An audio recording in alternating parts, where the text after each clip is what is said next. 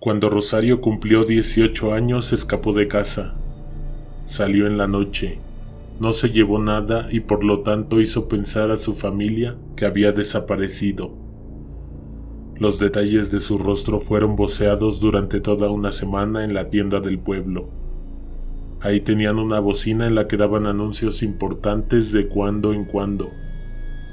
Rosario regresó a su casa 2 semanas después. Físicamente no tenía ni un solo rasguño, pero por dentro estaba cambiada, distinta. Hablaba de cosas que nadie entendía. Su madre llegó a pensar que esa mujer no era su hija. Sentía que a la mesa no tenía sentada a la misma Rosario que se había escapado de casa.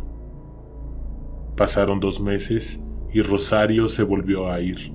Esta vez nadie la buscó. Su madre tenía un profundo dolor en el corazón, pero decidió dejarla ir. La gente le preguntaba por su hija, pero ella no sabía qué decir. Tardó 3 semanas en volver a casa. Ahora ya no eran pequeños detalles los que habían cambiado en ella. Se veía envejecida, demacrada. En ella ya no quedaba ni una pizca de vitalidad. Había perdido la alegría de vivir. Deambulaba en casa, se plantaba frente a la ventana y se asomaba hacia afuera por horas. Ya casi no hablaba y al parecer ya ni dormía. Además de la extraña y horrible actitud de su hija, la casa parecía haber adoptado otro ambiente, otra vibra. Cada vez había más oscuridad adentro. Una madrugada, la madre de Rosario despertó sin motivo. Estaba durmiendo plácidamente y de un momento a otro abrió los ojos. Había aparente silencio en la casa, pero cuando puso atención, escuchó que en el patio alguien lloraba. Salió de su cuarto a tientas, se movió cautelosamente, abrió la puerta de la casa y miró hacia afuera. Encontró a su hija tirada sobre la tierra, al centro del patio. Tenía los ojos bien abiertos, miraba hacia el cielo. Parecía estar asustada e inmóvil. Había bastantes veladoras formando un círculo a su alrededor. La señora estuvo a punto de dar un paso hacia el patio, pero no pudo. Se detuvo voluntariamente en el momento en que vio que su hija no estaba sola. Ahí afuera había muchas más personas, todas vestidas de negro, todas cubriendo su rostro. Se horrorizó, perdió toda fuerza de voluntad y no se atrevió a decirle nada. No pudo ni siquiera apartar la mirada de la espantosa escena. Temerosa, retrocedió unos cuantos pasos y dejó la puerta abierta. Regresó a su habitación y se acostó. No recuerda en qué momento concilió el sueño, pero no fue inmediatamente. Todavía estuvo despierta unas horas más. Al amanecer, Rosario ya no estaba en la casa. Se había ido para siempre. Pasaron varios meses hasta que una extraña noche tocaron a su puerta. Era muy tarde para que alguien en el pueblo estuviera fuera de casa. Quien sea que estuviera tocando, lo hacía con desesperación. Abrió. Era una vecina. Decía que había visto a Rosario, subida en una rama de un árbol en su patio. Le pidió a la señora que la acompañara. La madre de Rosario se rehusaba, pero la vecina insistió. Tardaron en llegar porque la mujer regresó a vestirse y a ponerse zapatos. Tan pronto entraron a la propiedad de la vecina, se percibió en el ambiente un cambio abrupto. En el árbol que señalaba la mujer, efectivamente había una persona. Pero no estaban del todo seguras que fuera Rosario. La mamá de la muchacha se asustó al ver a esa persona que también las miraba desde lo alto. Se parecía a su hija, de eso no cabía duda, pero se veía mucho mayor, casi 30 años mayor. No pudieron hacer nada para que bajara. Realmente tampoco se atrevieron a hacer gran cosa. Era un momento aterrador. Los días subsecuentes, varias personas volvieron a ver a esa mujer. Afirmaban que era Rosario, pero con 30 años encima. Rondaba las calles por las noches.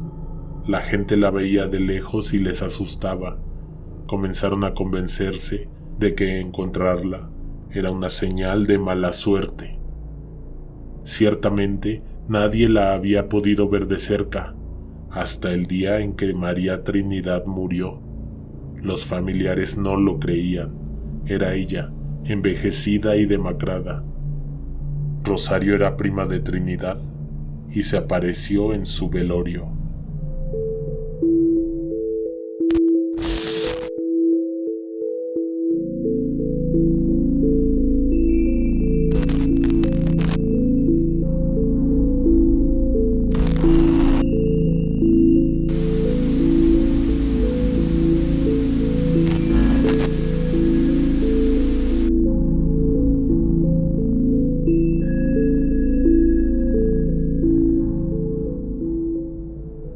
María Trinidad murió en diciembre, pero meses antes ella también planeó su escape de casa.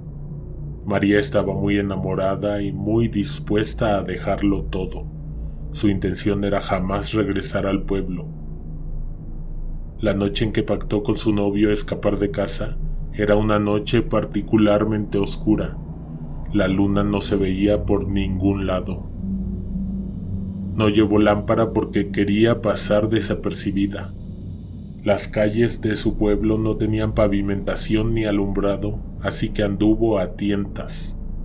Salir de casa a tan altas horas de la noche era algo increíblemente arriesgado, ya que en los últimos meses habían desaparecido 3 muchachas. Se les dio por desaparecidas pues jamás encontraron los cuerpos. María llevaba un par de blusas en un morral de tela, documentos personales doblados y arrugados y la bendición de Dios. La casa de su novio estaba a bastantes metros hacia arriba del cerro, al final de una polvorienta y oscura calle. Ese camino a recorrer era peligroso y aterrador. En el horizonte había un poco de claridad y en el cielo miles de estrellas. Iba tranquila, con paso lento pero constante. Daba pasos cortos, tratando de no hacer ruido. Donde presintió que terminaban las casas de sus tías, sobre la calle, sintió que algo se movía, justo frente a ella. Se detuvo. Al principio pensó que era una serpiente. El sonido se repitió. Definitivamente era algo más pesado, como una persona. Entrecerró los ojos instintivamente para intentar observar algo en la oscuridad, pero sus intentos fueron en vano. Era imposible ver algo en ese mar de tinieblas. Adelante de ella, alguien se aclaró la garganta. María inmediatamente pensó en las muchachas desaparecidas, en su prima. Entonces un escalofrío que se formó en su cuello descendió por su espalda y hasta sus pies, haciéndole temblar las piernas.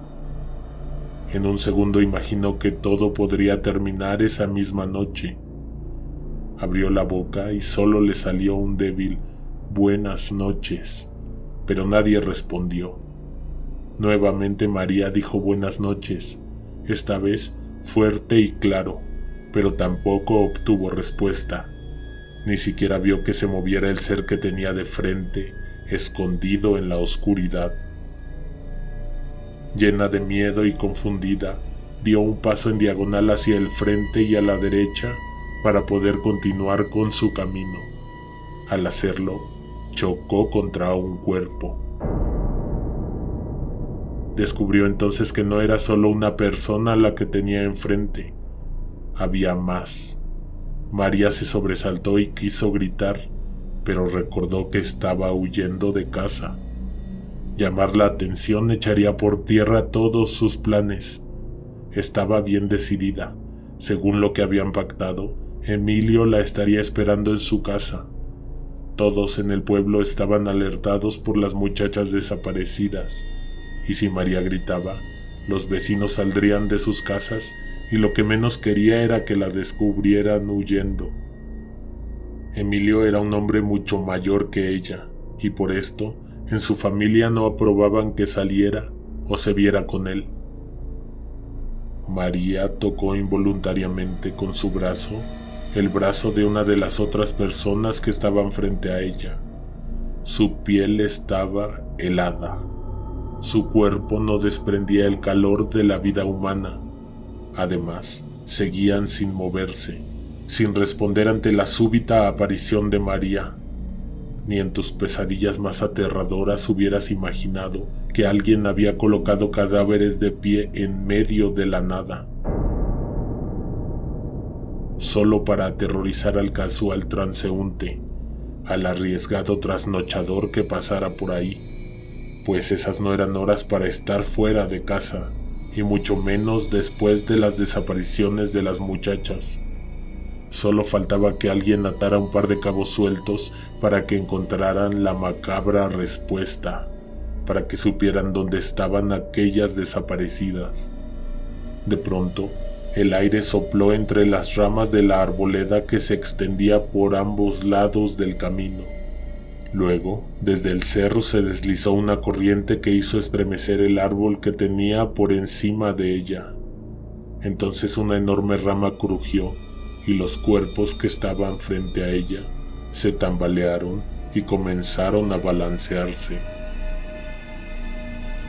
Fue en ese momento cuando María se convenció de que eran cadáveres y que estaban colgados de un árbol, suspendidos a unos cuantos centímetros de la tierra. Se mecían pesadamente y las cuerdas tronaban y hacían un ruido tenebroso. Parecía que en cualquier momento la rama cedería y se rompería. Se tapó la boca para evitar que se le escapara un alarido de terror. Cada descubrimiento era más atemorizante que el anterior. Rodeó los cuerpos, temiendo encontrar más personas muertas colgadas de otras ramas de otros árboles, y se echó a correr cuesta arriba. Un par de metros adelante, se tropezó con una piedra y cayó al suelo.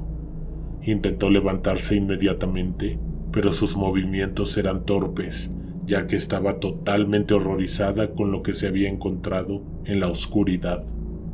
Entonces, de entre los cuerpos colgados, se escuchó una ligera carcajada.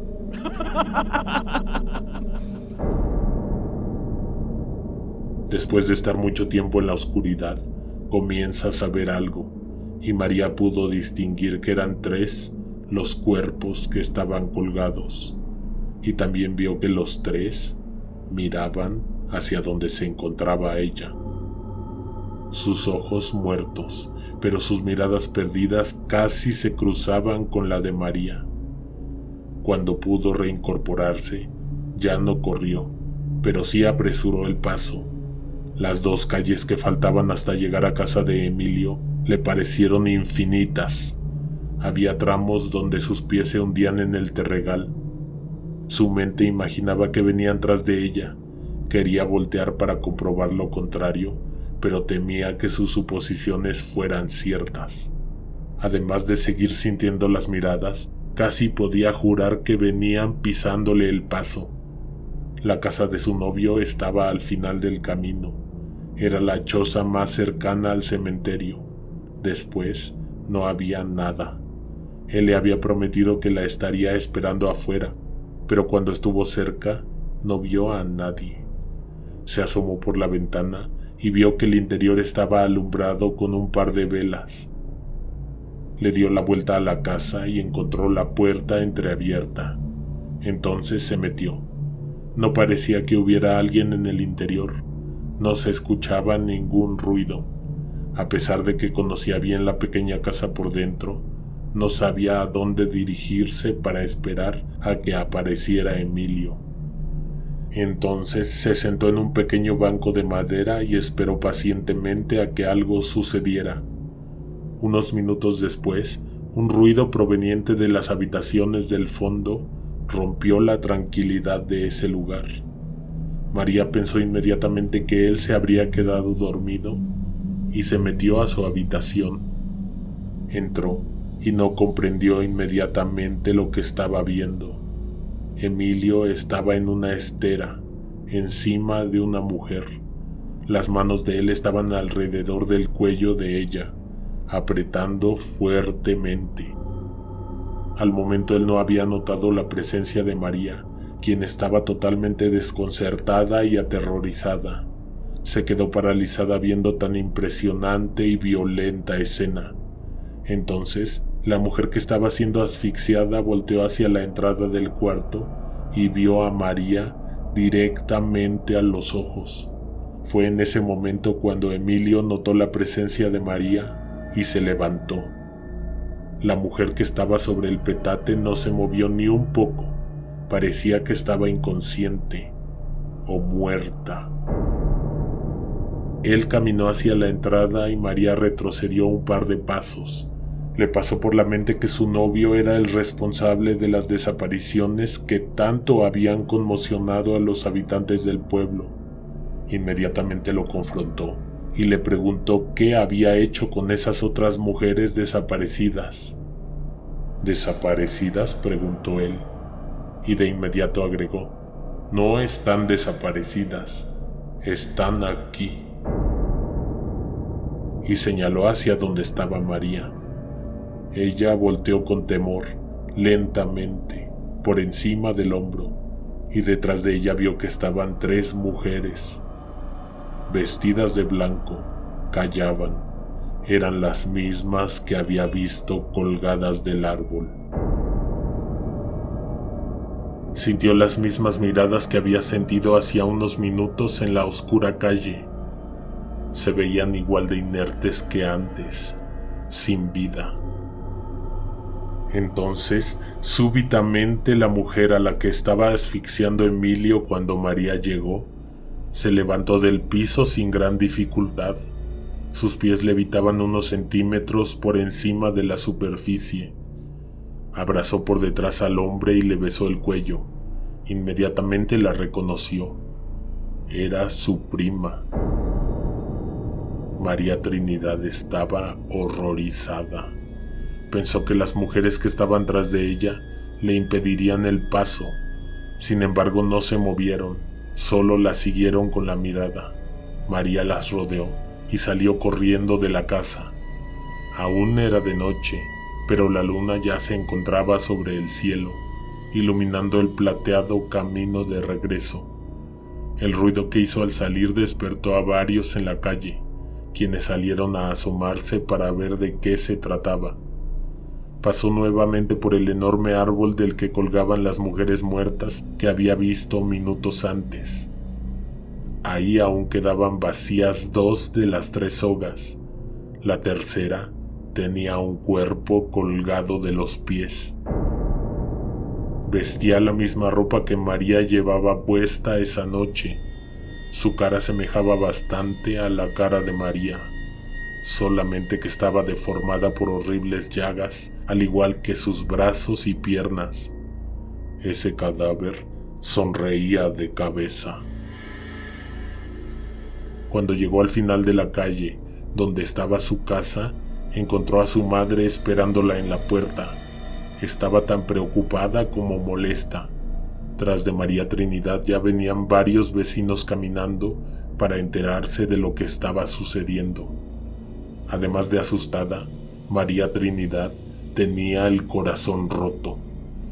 El incipiente dolor la hizo querer vengarse inmediatamente de él, por lo que le contó a su madre y a los demás vecinos lo que había visto, exagerando bastante los sucesos.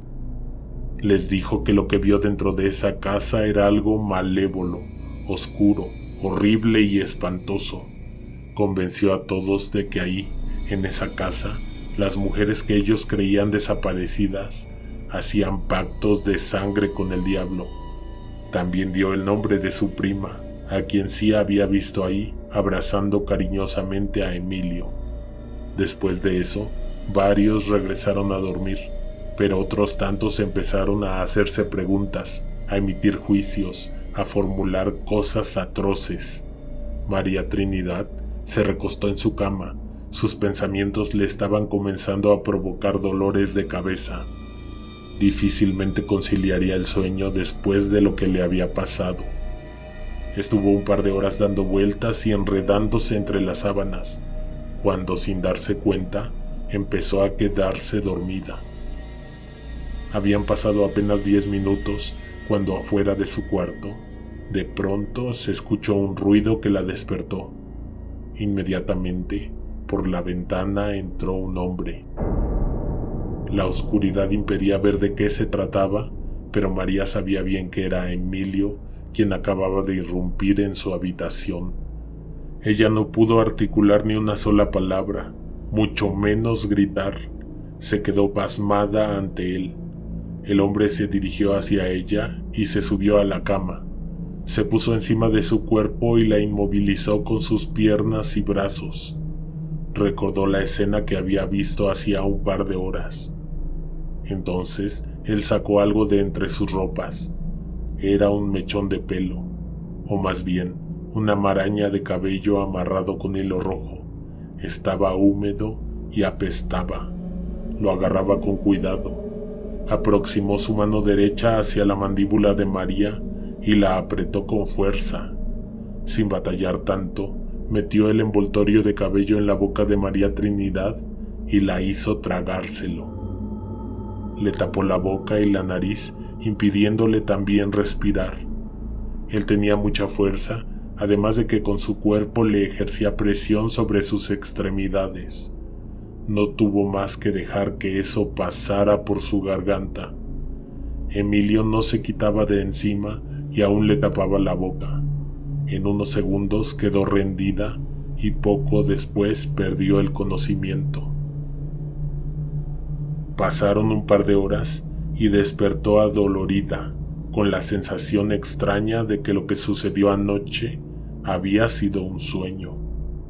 Mientras tanto, solo fue cuestión de horas para que los vecinos se organizaran y, al despuntar el alba, emprendieran juntos el camino hacia el final de la calle. Irrumpieron al interior de la casa. Entre ellos iba María Trinidad. Vieron algo que ella no había visto cuando entró en la noche. Las paredes estaban cubiertas con extrañas inscripciones. Había muchas velas sobre el piso. Rodeaban círculos con cenizas, con cabello humano. Y en el centro había piedras amontonadas en una extraña formación piramidal. La luz de la mañana aún no iluminaba el interior de la casa, y hasta que los ojos de los vecinos se acostumbraron a la penumbra, pudieron notar que las muchachas que habían desaparecido meses antes estaban recargadas en una de las paredes del fondo. La ignorancia y el miedo en la mente de las multitudes son armas demasiado peligrosas. Entre varias mujeres sacaron a la fuerza a las muchachas. Nadie pudo evitar notar que sus cuerpos estaban helados, que no se parecían en nada a las mujeres que ellos recordaban. Salieron de la casa y pasaron por enfrente del cementerio, hacia donde ellas dirigieron su mirada. Fue espantoso ver las expresiones en sus rostros muertos.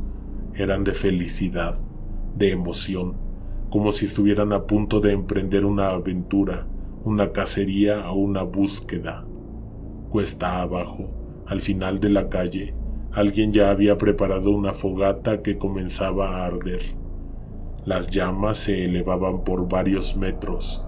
Llevaban a las muchachas por la calle, como una procesión en la que ellas no oponían resistencia.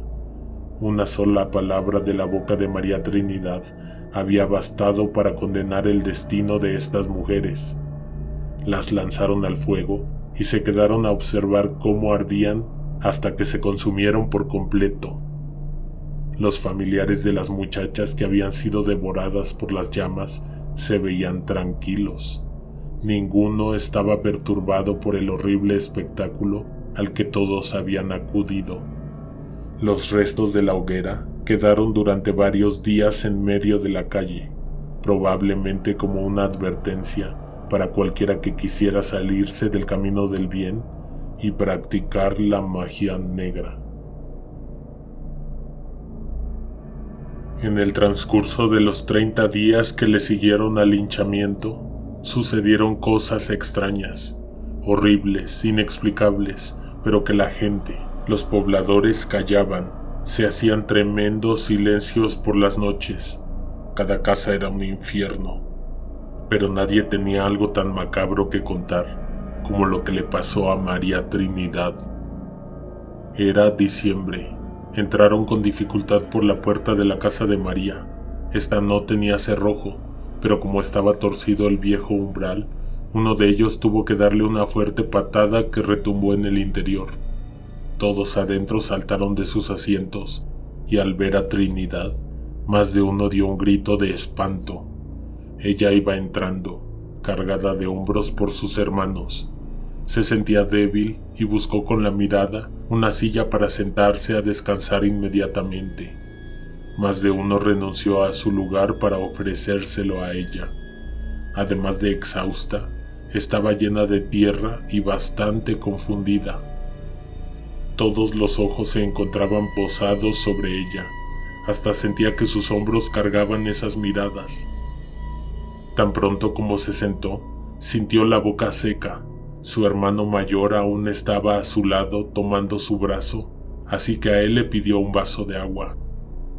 Este se fue a traerlo. Mientras ella esperaba paciente, volteó a ver a su alrededor y reconoció en cada una de las caras a sus primos, sus tías, a esos familiares lejanos que había dejado de ver en la infancia.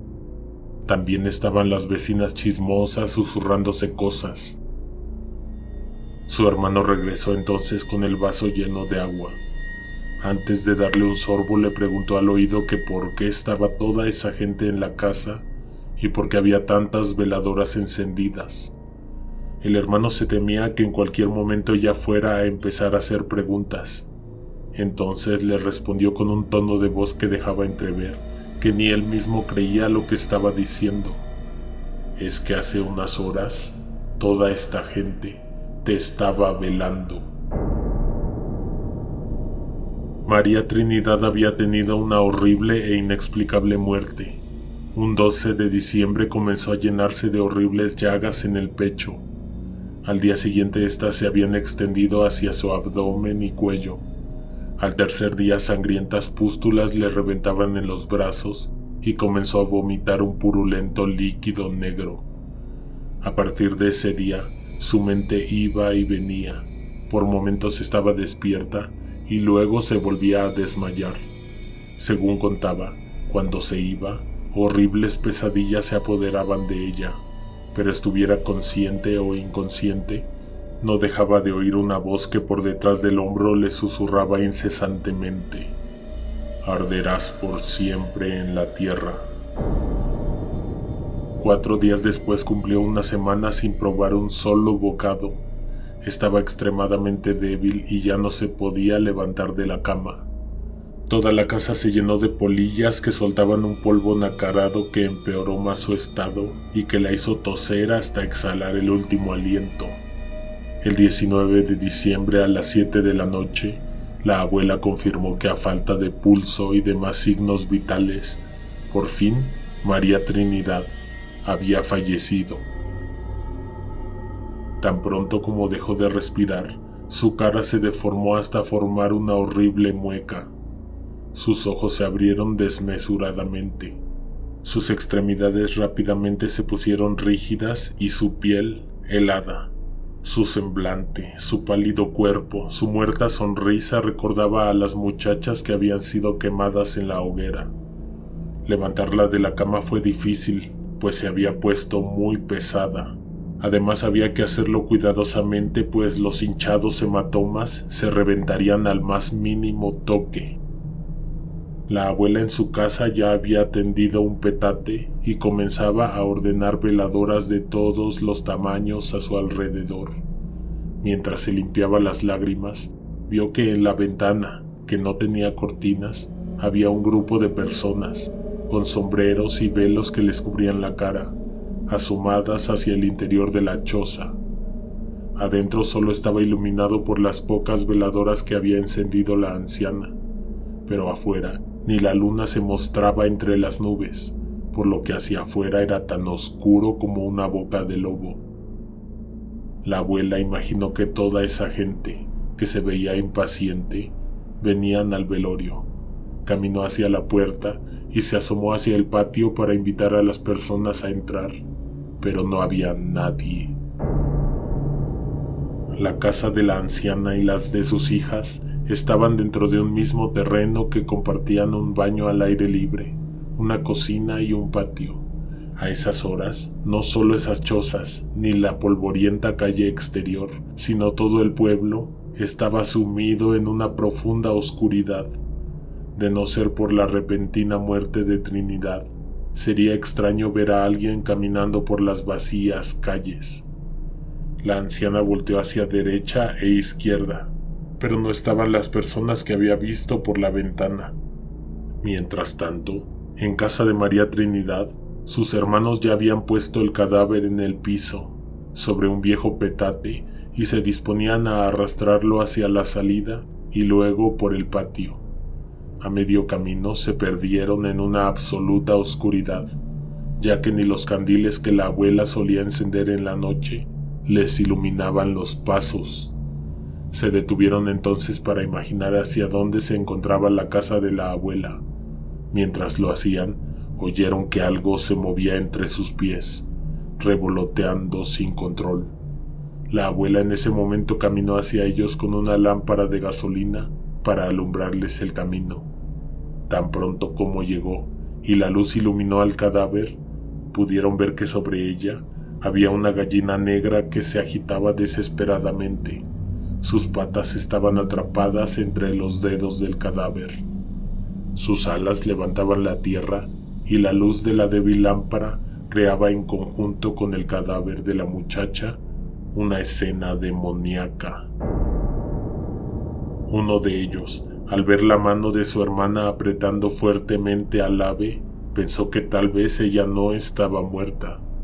Se agachó a liberar con miedo a la gallina. Tuvo que utilizar ambas manos para lograr separar los dedos del cadáver. Estos estaban muy fríos. Tocó el cuello de María Trinidad y este estaba helado. No quedaba duda, no había ni un poco de vida dentro de ella.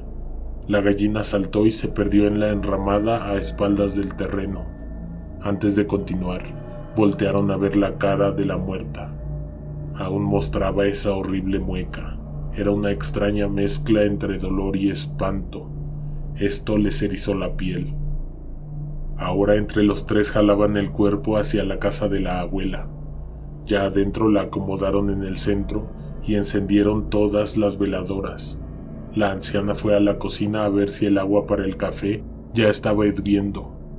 Los hermanos pensaron que estaban solos en casa de la anciana, pero en una silla había una mujer sentada. Tenía un velo que le cubría el rostro, pero dejaba entrever sus facciones, sus labios y su penetrante mirada. Su cabello largo le escurría más allá de los hombros, hasta las caderas. Era alguien que no reconocían, pero daba lo mismo.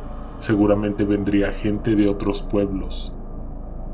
La puerta del terreno estaba abierta para que los asistentes pasaran directamente hasta donde iba a ser velada María Trinidad. Gente de todas direcciones iba llegando a la casa. Entre toda esa oscuridad se podía ver la diminuta luz de los candiles que cada quien llevaba en las manos. Y así poco a poco se llenó el cuarto de gente y de veladoras. Ni bien dieron las 10 de la noche, los rezos ya habían comenzado.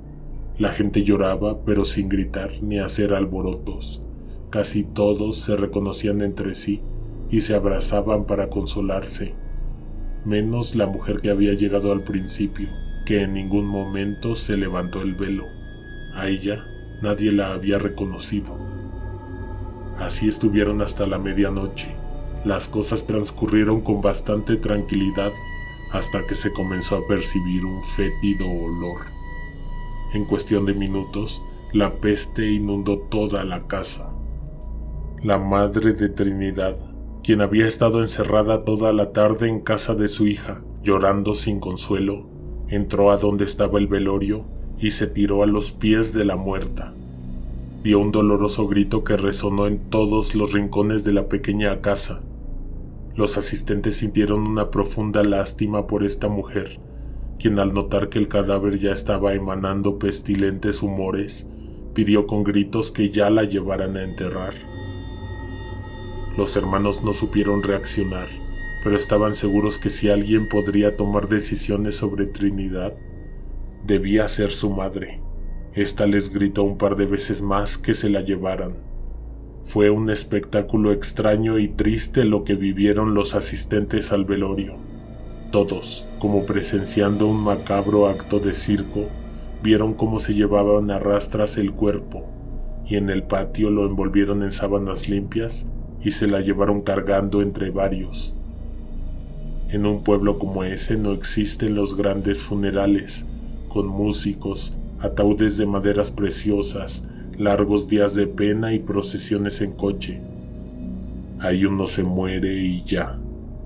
La mujer del cabello largo, que nadie reconocía, salió tras de ellos y los siguió de cerca hasta el final del camino, que es donde estaba el cementerio. Desde la tarde, ahí uno de los tíos había empezado a cavar la tumba que sería el último lugar de descanso de María Trinidad. Ya habían notado que esa misteriosa mujer estaba detrás de ellos, pero no les pareció raro. Posaron el cadáver con cuidado al fondo del hoyo e inmediatamente comenzaron a lanzar la tierra, que después de unos minutos cubrió por completo la tumba. Cuando terminaron, se quitaron el sombrero, se secaron el sudor, se persignaron y dieron un fuerte suspiro. Las manos les temblaban, las tenían cubiertas de tierra. Se despidieron y salieron en fila del cementerio. Caminaron con la cabeza agachada y en silencio rumbo a la casa de la abuela. La mujer del cabello largo iba hasta atrás, pero metros antes de llegar al terreno, apresuró el paso y alcanzó al hermano mayor que iba hasta adelante. Lo tomó del hombro e hizo que se detuviera. Luego entonces se acercó y por detrás de la oreja le pidió que les ordenara a los demás que se regresaran al cementerio. Le dijo que su hermana no estaba muerta, o al menos no estaba del todo muerta. Era evidente que alguien la había embrujado y que tenían que regresar por ella. El hombre intentó seguir caminando, pero súbitamente esta mujer ya estaba frente a él impidiéndole el paso. Viéndolo a los ojos, le dio un par de órdenes más, que ahora, inexplicablemente, el hermano se veía muy convencido y dispuesto a cumplir. Echó a correr hacia la casa de la abuela, mientras los demás hombres se quedaron esperando afuera. Abrió la puerta con un fuerte empujón. Detrás de esta había un par de machetes que tomó inmediatamente. Ni una sola de las personas que había asistido al velorio se había movido de su lugar. Probablemente estaban esperando una explicación, o como dicta la costumbre, se quedarían toda la madrugada velando, aun cuando el cuerpo ya no estuviera frente a ellos. Con ambos machetes bajo el brazo, volvió a salir hacia la calle. La mujer y los demás hombres ya caminaban de vuelta al cementerio. Los alcanzó y le dio un machete a su hermano. Entraron nuevamente en fila, pero esta vez la mujer de cabello largo iba al frente. Al llegar a la tumba de su hermana, encontraron un par de enormes perros cavando frenéticamente con sus patas delanteras el lugar exacto donde se encontraba el cadáver de la muchacha. El hermano menor los ahuyentó con el machete. Los perros corrieron cuesta arriba, pero no se alejaron demasiado. Se quedaron vigilando el espectáculo que estaba por comenzar. Ya reunidos todos frente a la tumba, la mujer les dijo que tenían que desenterrar a María Trinidad. Pidió que todos estuvieran atentos, porque tan pronto terminaran de quitar la tierra, el cadáver se alzaría a la altura del suelo. Entonces aparecería abrazada por la bruja que la tenía en ese estado. Debían tener los machetes preparados porque inmediatamente tendrían que utilizarlos para liberar a su hermana. Los perros ya habían quitado bastante tierra, por lo que el hoyo estaba a medio cavar. Los hombres que acompañaron a los hermanos usaron las viejas palas que cargaban en sus espaldas. Lo hacían cada vez con más temor, pues con cada montón de tierra que cavaban, más se acercaban al cadáver y a lo que sea que también estuviera enterrado con él. Antes de sentir que llegaban con las palas a donde estaba el cuerpo, escucharon un agónico lamento desde el interior de la tierra. Reaccionaron tratando de huir del agujero, jalando con las manos la tierra que estaba a la altura del piso. Pidieron con gritos desesperados que los sacaran de esa tumba. Tan pronto como pudieron salir, todo se empezó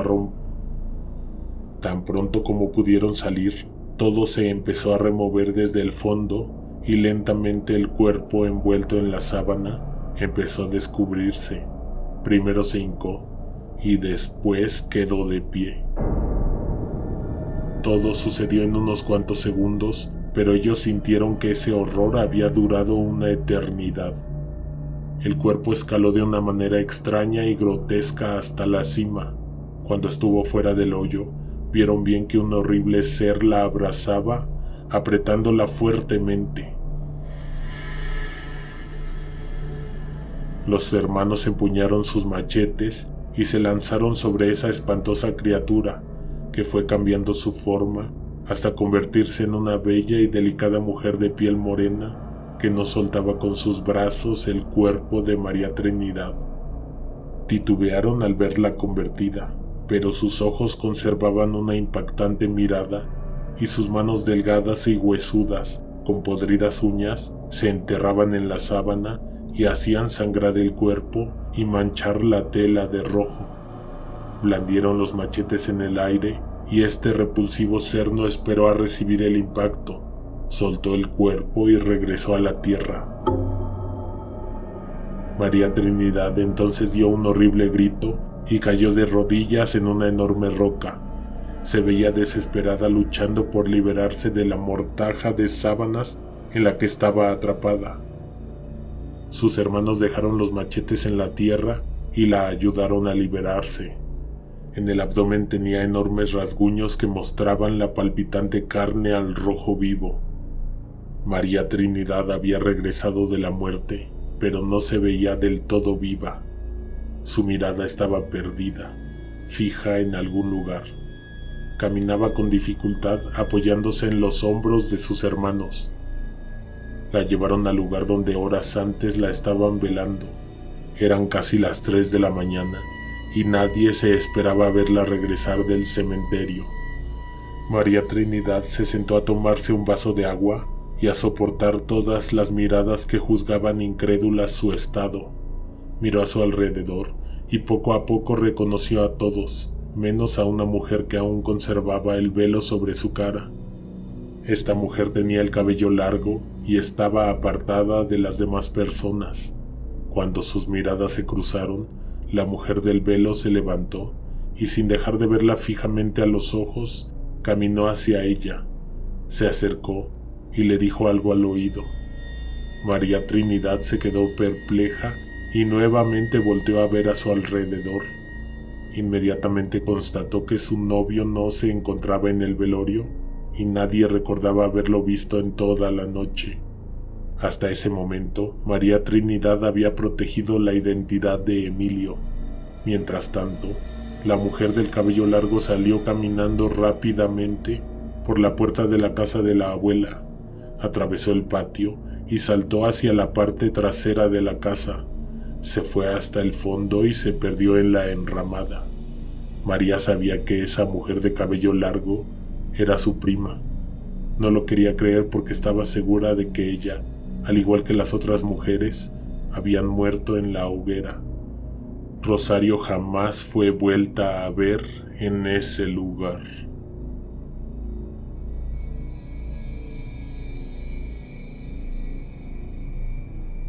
Don Porfirio se enteró del fallecimiento de su compadre a mediodía.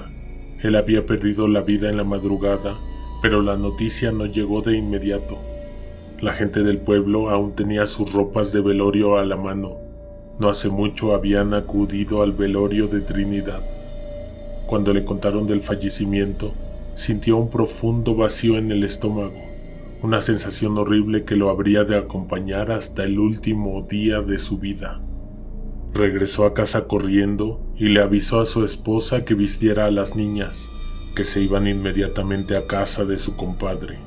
Minutos antes de las 4, estas 4 personas salieron de casa, en dirección al otro pueblo, donde ya estaban velando a don Ignacio. Don Porfirio conocía más o menos el camino. Eran 4 horas a pie. Nunca tomaban el más corto, siempre tomaban el más seguro. Poco antes de llegar a su destino, el sol desapareció en el horizonte y la poca luz que aún quedaba en el cielo los ayudó a llegar a tiempo al velorio. Las niñas ya venían arrastrando los pies, estaban muy cansadas y tan pronto entraron a la casa del difunto, se quedaron dormidas en las sillas.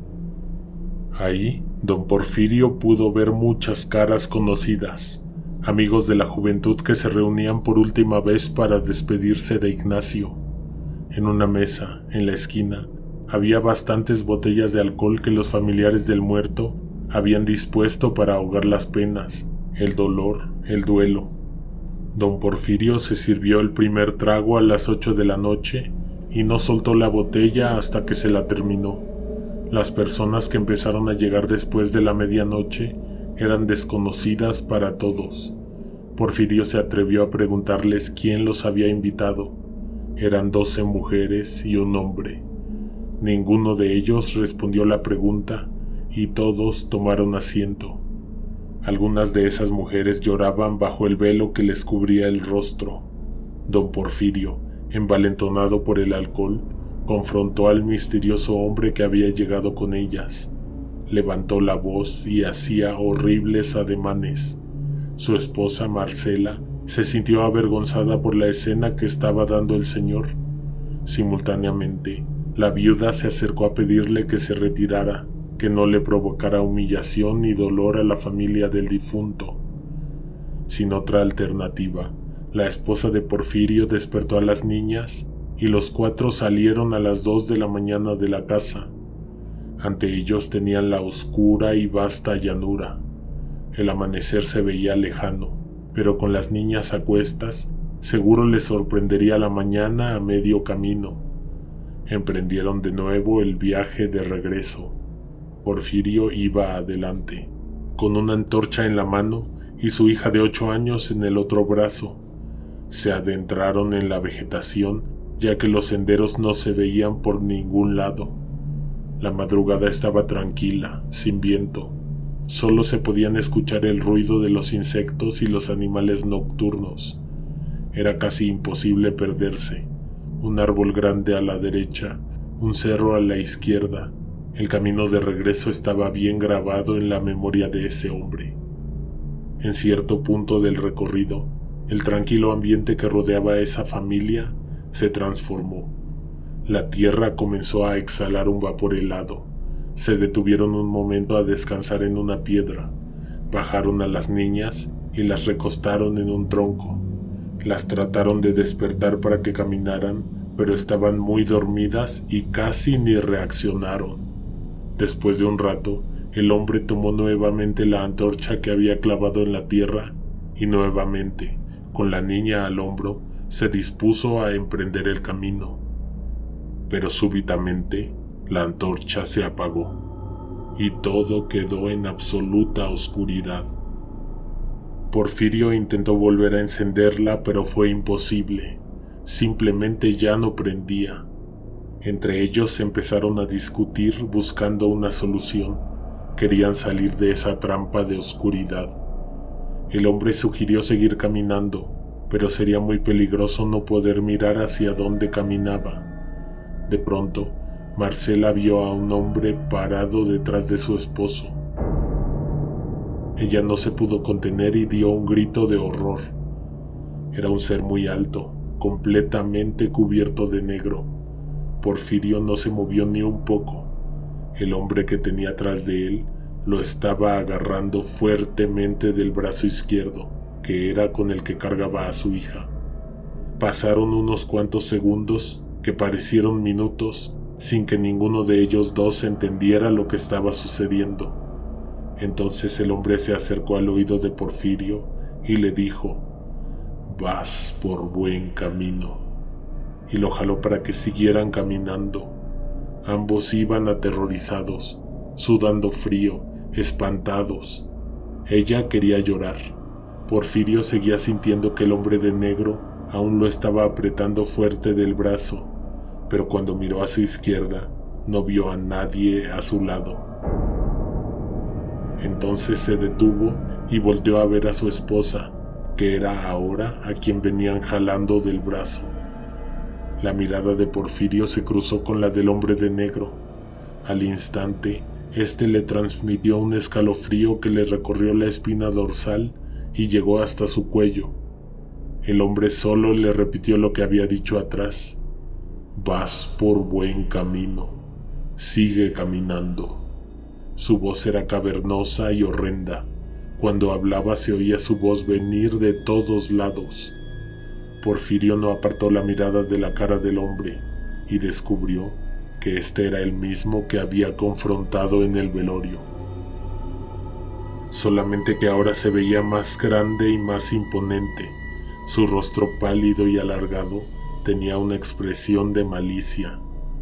Imagina a una persona muerta, sonriendo.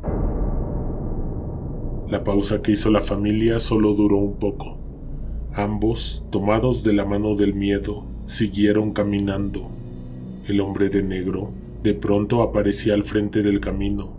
En un abrir y cerrar de ojos, se iba hasta atrás. En otras palabras, los iba arreando. Porfirio y su esposa pronto notaron que ya llevaban más de 6 horas caminando. Si salieron a las 2 de la mañana, lo más lógico es que ya estuviera el sol más arriba del horizonte. Sin embargo, todo era oscuridad aún. Así siguieron caminando a lo largo de lo que ellos calculan fueron 10 horas.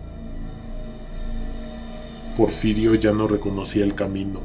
No estaban los cerros, los árboles grandes, ni nada que lo guiara. De vez en cuando el hombre que los traía jalando le decía que iban bien, que siguieran caminando. A las 2 de la tarde, uno de los hombres que vivía en el pueblo de Porfirio y que también había ido al velorio, regresó caminando por el sendero que conecta ambos pueblos. Se llevó la sorpresa de encontrar, parados cerca de una enorme roca y un tronco, a Porfirio y a su esposa, de pie, con los ojos abiertos pero estáticos y sumidos en un trance. No se movían, parecían estatuas, casi ni respiraban. Las niñas estaban tiradas en el suelo, también con los ojos abiertos. Lo más probable es que estuvieran durmiendo. Sus caras mostraban sufrimiento en el sueño. Este joven se paró frente a ellos y al no verlos reaccionar, los sacudió.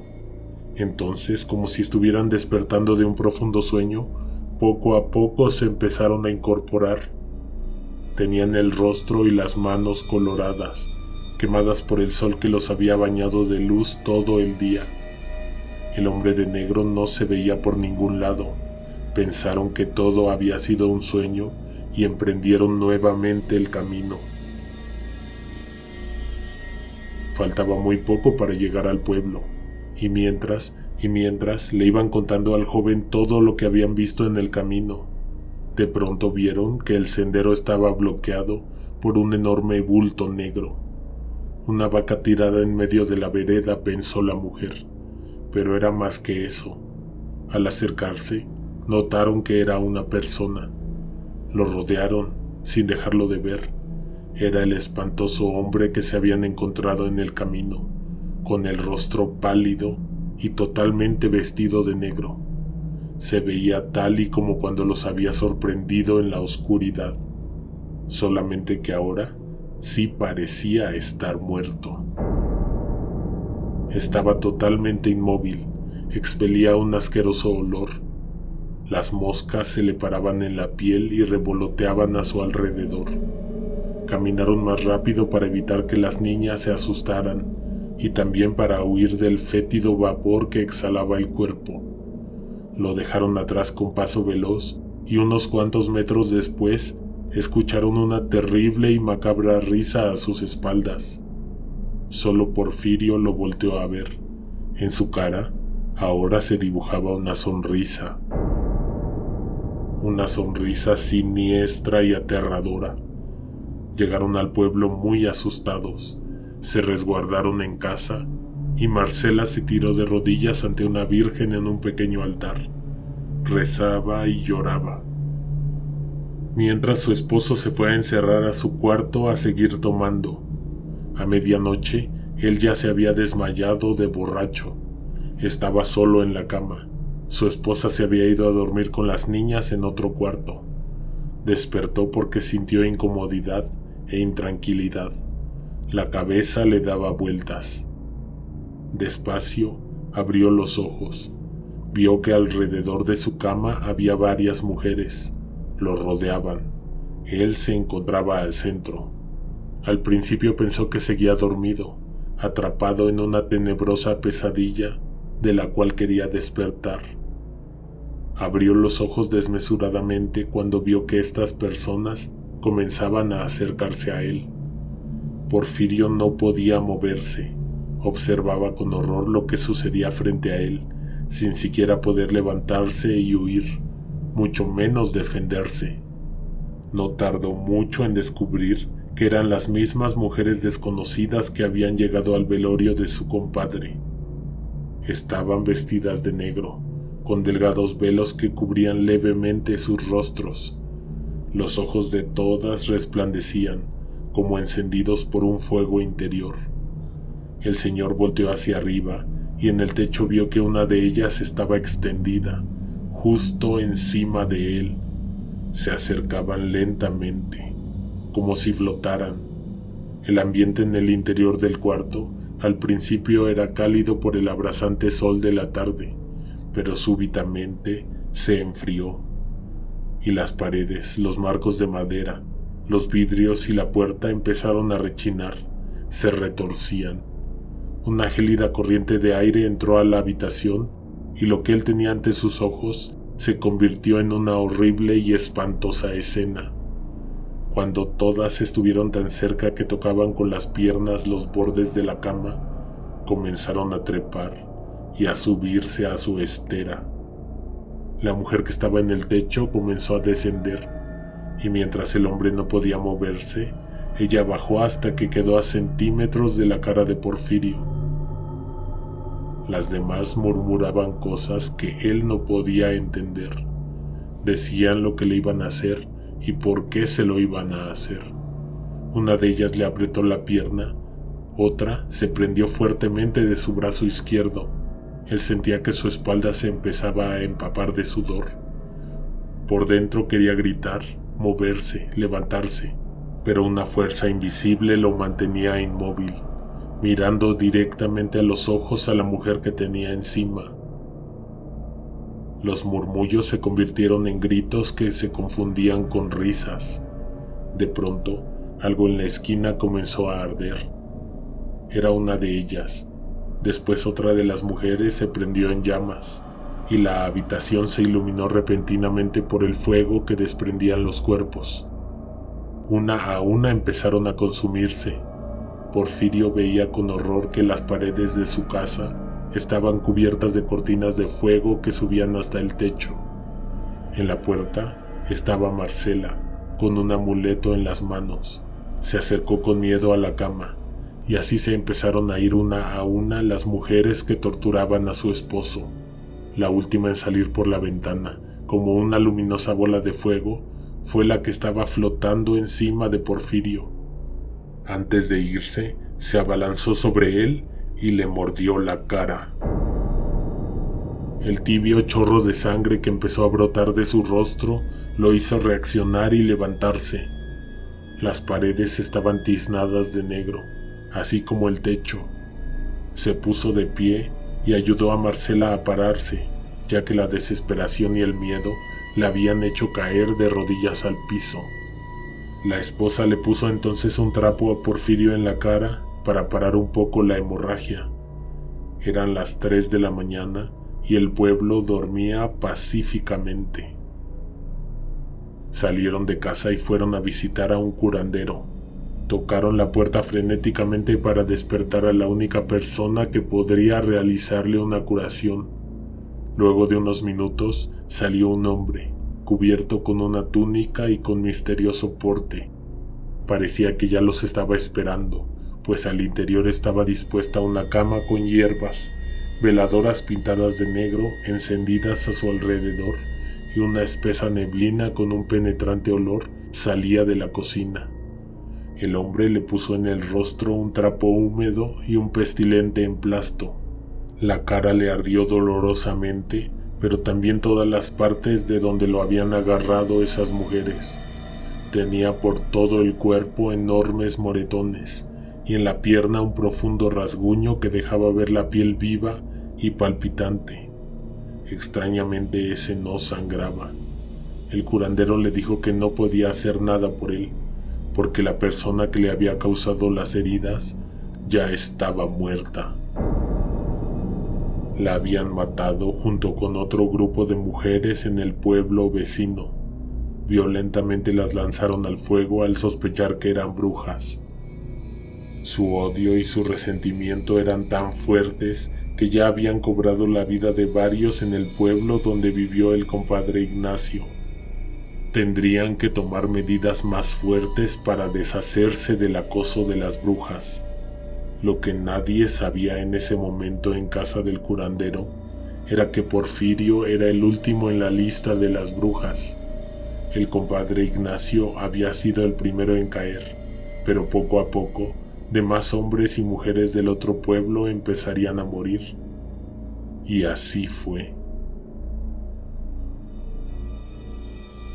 Al pueblo vecino ya nadie quería ir. Pocos sabían bien y con detalle lo que había sucedido, pero a todos les había llegado el rumor de que algo horrible había ocurrido. Para siempre se había manchado la reputación del lugar.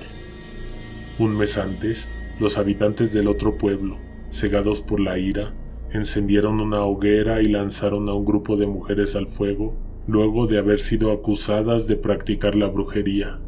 Esa hoguera y las cenizas y los restos permanecieron varios días después en medio de la calle, a la entrada del pueblo, símbolo de una amenaza latente que quedaba al aire para todo aquel o aquella que quisiera jugar con fuerzas sobrenaturales.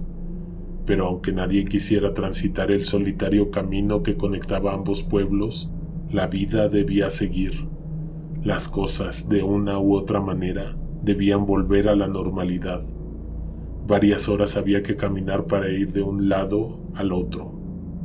Para que estés completamente en contexto, tengo que contarte que eso pasó hace muchos años, y en ese entonces era difícil transitar la tierra.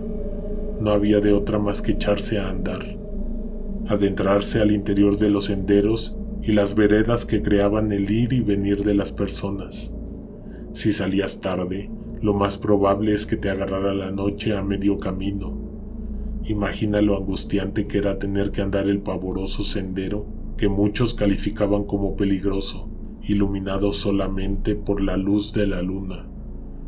La primera vez que alguien reportó haber visto algo extraño en ese lugar, una tarde, una señora regresaba del pueblo vecino. Llevaba paso rápido para ganarle a la noche, y que la apremiante oscuridad no la sorprendiera antes de llegar a casa. En el sendero había un bulto negro. De lejos la mujer pensó que era un animal descansando. Fue por eso que se acercó sin temor. Pero ella se llevó la sorpresa de que no era lo que se imaginaba. Hubiese dado la vida por no haber tenido que ver lo que vio. Era un hombre. Su piel era blanquecina y su rostro pálido. Tenía los brazos extendidos. Sus uñas estaban enterradas en el suelo. Habían hecho pequeños surcos en la tierra. La mujer lo examinó con curiosidad, pensando que podría estar borracho o inconsciente. Lo tocó con la punta del pie para despertarlo, pero el hombre no reaccionó. Ella jamás había visto a un muerto tan de cerca, por lo que su mente ignoró todas las señales de que lo que estaba ante ella era un cadáver. Se agachó y le palmeó la cara con la mano. Tras el primer toque, ella sintió la carne fría, muerta. Instantáneamente se levantó y retrocedió varios pasos. De un momento a otro sintió un nudo en la garganta y una horrenda sensación de incomodidad y espanto. Agarró bien fuerte su morral y se echó a correr. A sus espaldas oyó una fuerte carcajada. Se detuvo y volteó a ver al hombre, quien en ese momento dibujaba en su rostro una horrible sonrisa. Horas después de que Catalina llegó a casa con la noticia, medio pueblo ya estaba enterado. Para ese momento, alguien más había caminado por la vereda y se había encontrado también el cadáver. Aunque esta persona dio una descripción distinta de la posición en la que vio el cuerpo. A las dos les preguntaron si reconocían a la persona muerta. Ninguna de las dos pudo identificarlo. Lo más probable es que hubiese sido alguien del otro pueblo. Ambos poblados solo tenían la bendición de Dios, ya que no había ninguna autoridad responsable de la seguridad. Ahí cada quien hacía justicia con su propia mano. Pasaba de la medianoche y había mucha gente despierta afuera de sus casas. En ese lugar y en esa época no había nada que hacer después de las 9 de la noche. La decisión se tomó rápido. Irían a ver, cargando solamente antorchas, al hombre que yacía inerte a medio camino. Catalina se sumó de último minuto al par de hombres que iban a hacer la expedición al interior de la madrugada. Ninguno de los tres sabía bien lo que iban a hacer una vez que estuvieran frente al cadáver. No llevaban palas para enterrarlo, ni una carretilla para traerlo de vuelta al pueblo. Solo llevaban 2 luces para 3 personas. Esa noche prometía ser oscura. Caminaron hasta donde se terminaban las casas, que es donde empezaba a formarse el sendero. Se detuvieron en el límite un par de segundos. Catalina dio el primer paso. Los otros la siguieron. A izquierda y derecha, el viento agitaba los crecidos pastos, hacía crujir las ramas de los árboles y pasaba por los cerros a lo lejos, causando un silbido casi inaudible que los hacía sentir intranquilos e inseguros. El firmamento estaba tan despejado en esa ocasión que las estrellas resplandecían misteriosamente, sin la luna cerca. La tierra que tenían ante ellos estaba medianamente explorada. Solo se conocía el sendero, pero hacia los lados nadie iba, nadie se desviaba. Las luces que cargaban solo iluminaban un poco del camino, no más. Hacia todas direcciones la oscuridad amenazaba con devorarlos. Catalina, a pesar de ir guiando la caminata, no llevaba nada que alumbrara su camino. Fue por eso que no vio cuando se topó de frente con una figura que estaba de pie a medio sendero. Ni ella ni los hombres que venían detrás lo vieron. La mujer dejó escapar un pequeño grito de espanto. Ellos no lo sabían, pero tú ya te lo imaginas. La persona que estaba inmóvil frente a ellos era el mismo que Catalina había encontrado a medio camino unas horas antes. No pudieron reconocerlo al instante porque la mujer no podía hablar de la impresión. Ellos acercaron las antorchas para iluminarle el rostro. Catalina dio un grito ahogado al comprobar quién era. El rostro desencajaba, los ojos no tenían mirada, la piel era pálida, no había expresión, pero tenía una enorme y diabólica sonrisa. No se movía, nadie se movía. Fueron segundos que parecieron eternos los que pasaron hasta que de la boca del hombre que sonreía pareció que iban a salir unas cuantas palabras, pero no dijo nada, aunque era evidente que no quería que continuaran con su camino. A sus espaldas se comenzaron a ver unas cuantas luces. Eran llamaradas débiles en un principio, pero pronto el fuego creció y se extendió varios metros hacia arriba. En tierra agrícola se acostumbra a quemar los restos de los plantíos para preparar el nuevo cultivo, pero esas no eran horas para quemar las tierras, además de que no eran terrenos de cosecha.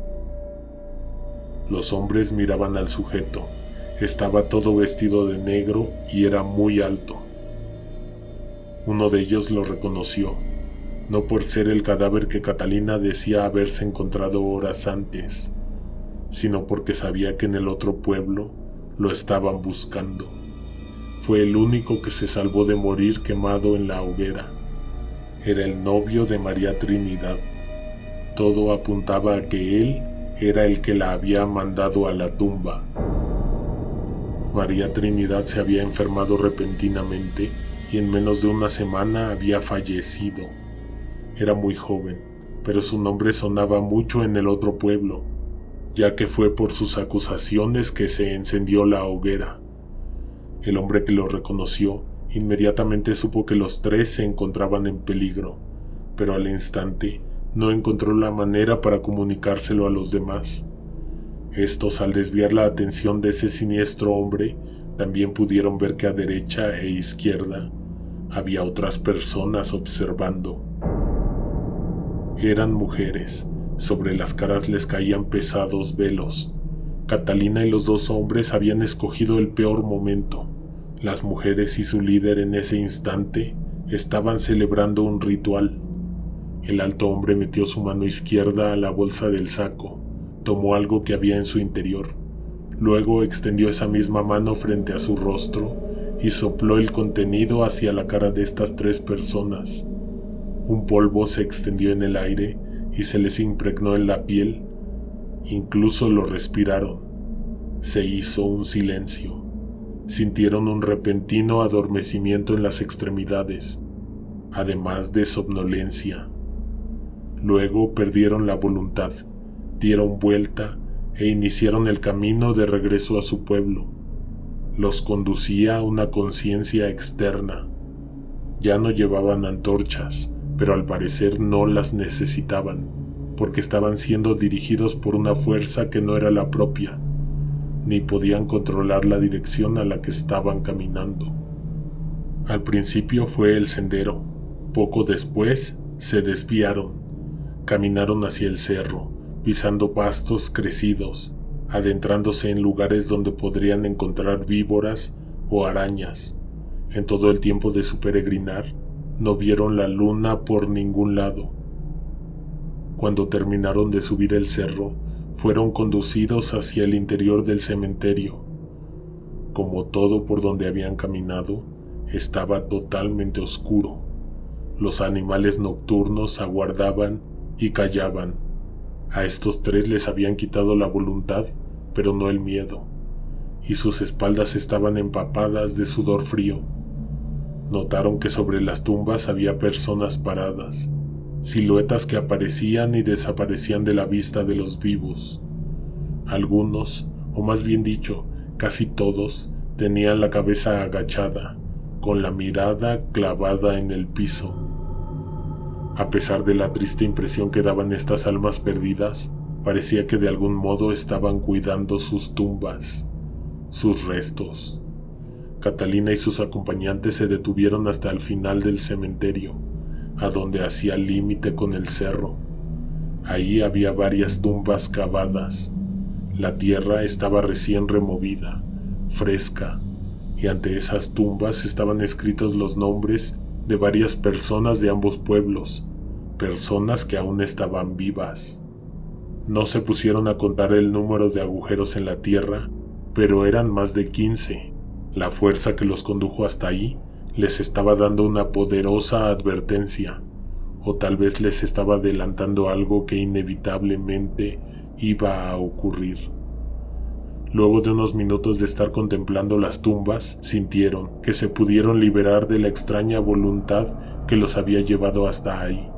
Salieron corriendo del lugar, cada quien a su propio paso. No estaban nada lejos de su pueblo. Cuando Catalina entró a su casa, la encontró vacía. No estaban ni su esposo ni sus hijos, y salió desesperada a la calle. Los hombres que la habían acompañado también estaban afuera. Se veían desconcertados. También habían encontrado sus casas vacías. Las puertas de los demás domicilios se encontraban abiertos, y en su interior no había nadie. Se asomaron a varias chozas y no encontraron ningún rastro de ninguna persona conocida. Luego de que pudieron recuperar el aliento, enmudecieron. Escucharon un tumultuoso murmullo proveniente del final de esa calle. Caminaron hacia donde creyeron escuchar las voces a la lejanía. Se tranquilizaron al ver la plaza llena de gente. Catalina localizó rápidamente a su familia. Los recibieron con caras de espanto. El desconcierto era lo que reinaba. Desconcierto y miedo y terror. Mientras Catalina y los otros hombres habían salido del pueblo, extrañas cosas habían sucedido a la vista de todos. Esa fue una noche horrible. Sin embargo, no sería la peor noche que vivirían los habitantes de ese lugar.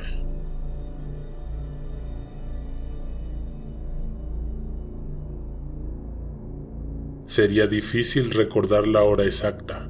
La luna se encontraba en el punto más alto del cielo, así que te puedes dar una idea. Seguramente pasaba de la medianoche.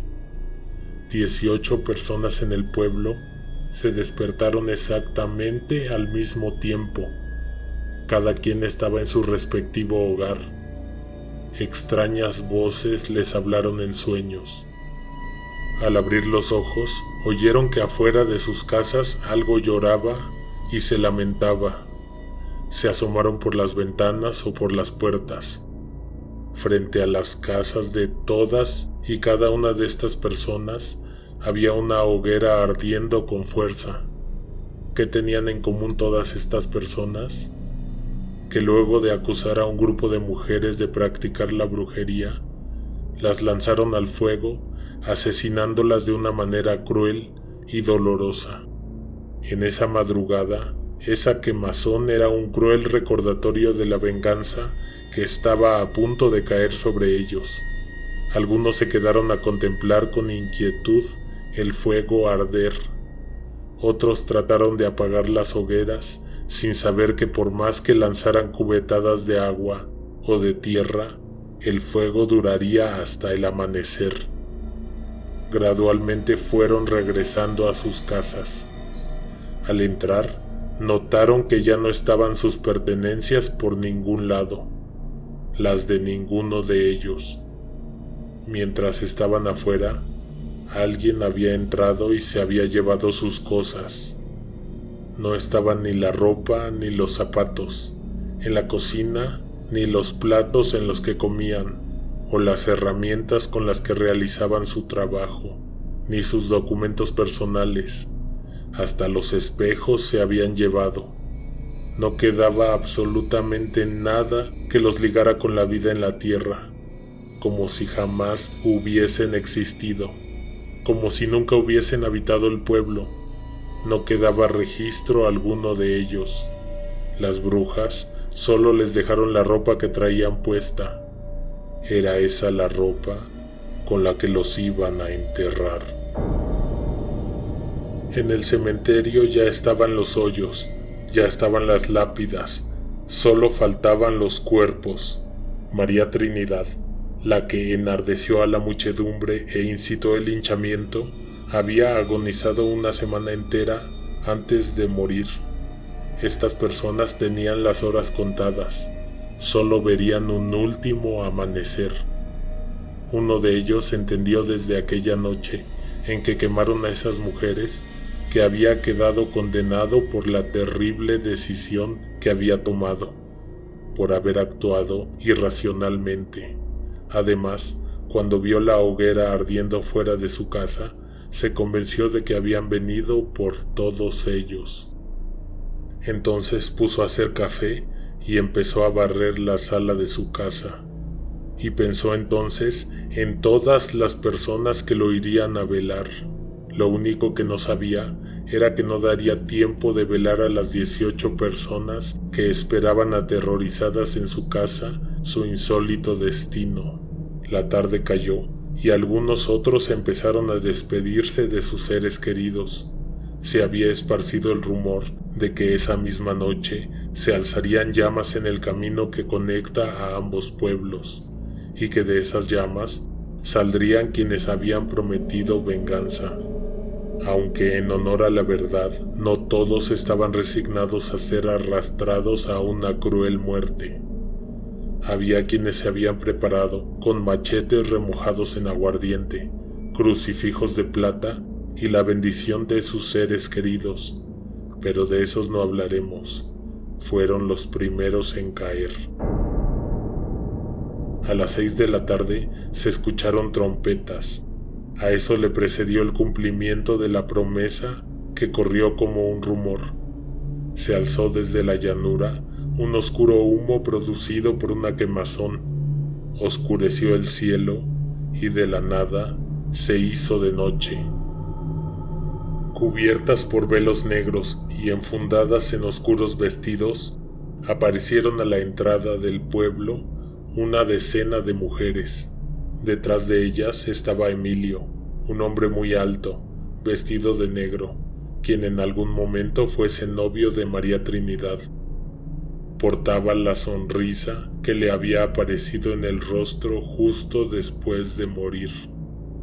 En una de las tantas casas que las brujas tenían planeado allanar, los niños ya se habían ido a la cama. Los padres, sentados ambos a la mesa, estaban terminando de cenar. Una lámpara de aceite, posada entre ellos dos, iluminaba levemente la choza. Esa luz nunca había sido suficiente para alumbrar más allá de la mesa. Las esquinas de ese lugar en las noches quedaban devoradas por la oscuridad, y precisamente fue de ahí, de la esquina contraria a la puerta de entrada, de donde salió una mujer. Había bastante silencio. Era el silencio que produce el miedo, el mismo que le antecede a la muerte. Portando un velo que le cubría el rostro, la atemorizante figura fantasmal dejó su lugar en la penumbra y se aproximó a ellos. Portando un velo que le cubría el rostro, la atemorizante figura fantasmal dejó su lugar en la penumbra y se aproximó a ellos. La miraron. Ella los miró. Se movió hacia la mesa y ellos no pudieron reaccionar. La mente humana queda rebasada en momentos como ese. La mujer no se detuvo. Se paró frente a ellos. Se puso de cuclillas. Miró a la madre. Luego miró al padre. Se descubrió el velo. Su rostro no tenía una sola arruga. Era perfecto, pero no era bonito ni nada parecido. Era horrible. Era el rostro de alguien sin vida. Su piel era pálida y su textura simulaba la de la cera. Ambos morirían esa noche. La mujer se tomó unos segundos antes de mostrar su próximo movimiento, que fue levantar la cápsula de vidrio de la lámpara y con un soplido apagar la llama. Los niños miraban aterrorizados la escena. Se sobresaltaron cuando la oscuridad devoró la mesa, a sus padres y a su casa. Al ser los únicos que quedaron con vida, también fueron los únicos que buscaron en la oscuridad algún ruido o cualquier movimiento. Pasaron varios minutos y nada, hasta que sintieron que una mano delgada y con unos dedos largos y fríos les tocó la cara, al tiempo que una horrible voz les pidió que regresaran a dormir. Sucesos parecidos ocurrieron en todas y cada una de las casas de las personas que habían recibido en la madrugada de ese mismo día el aviso lanzado con fuego ardiente.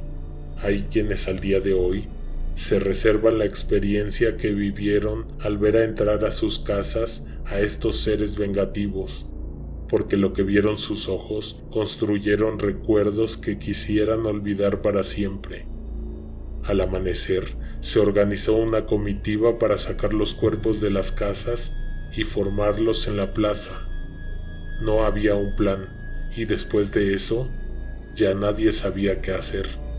En una casa, un hombre ya tenía listos 6 ataúdes hechos con burdos trozos de madera y clavos que sobresalían de las orillas.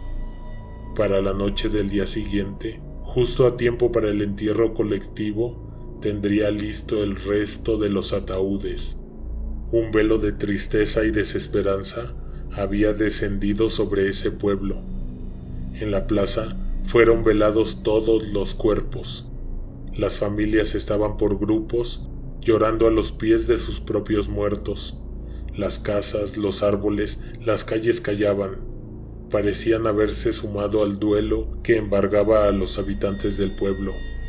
Las mujeres vestidas de negro y el alto hombre se presentaron silenciosamente a presenciar el velorio.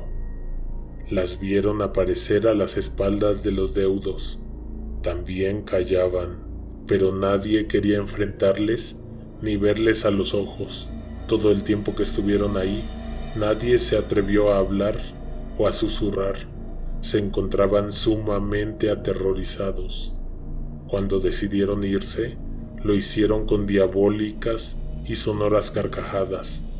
Todas estas personas que fueron quemadas en la hoguera tomaron el odio y el miedo de los habitantes del pueblo y lo transformaron en poder.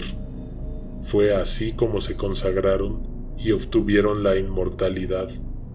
Si nadie las hubiera descubierto, si nadie las hubiera llevado hasta el fuego ardiente, si a nadie le hubiera interesado lo que hacían a escondidas, esta historia no hubiera terminado como terminó, o más bien no hubiera llegado tan lejos, porque la maldición no ha terminado. Las brujas siguen atormentando a la descendencia de todos aquellos que aquella noche quedaron enterrados en improvisados ataúdes, que murieron de desesperación al interior de sus tumbas, porque cuando les echaron la tierra encima, aún no estaban del todo muertos, solo estaban inmovilizados.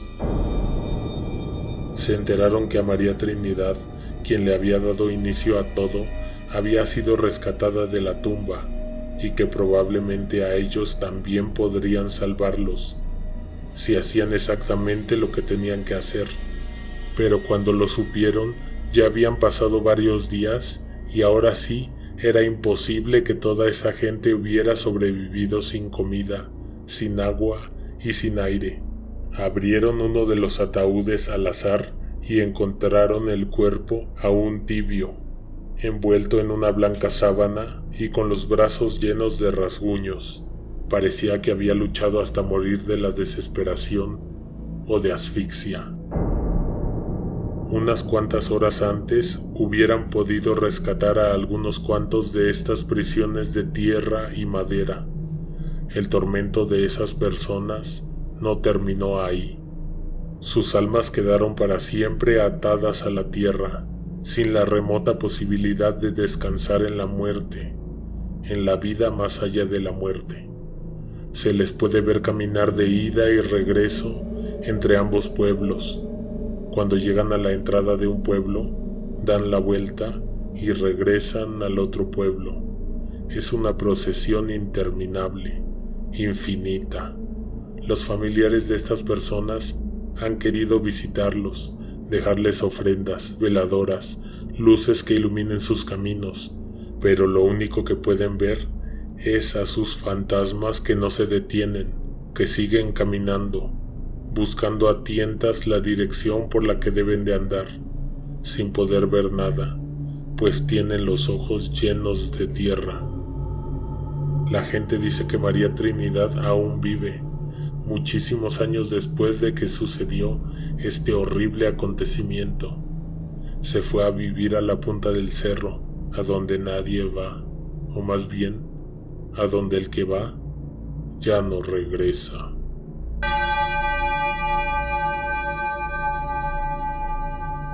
Agradecemos que hayas terminado junto con nosotros esta serie de relatos.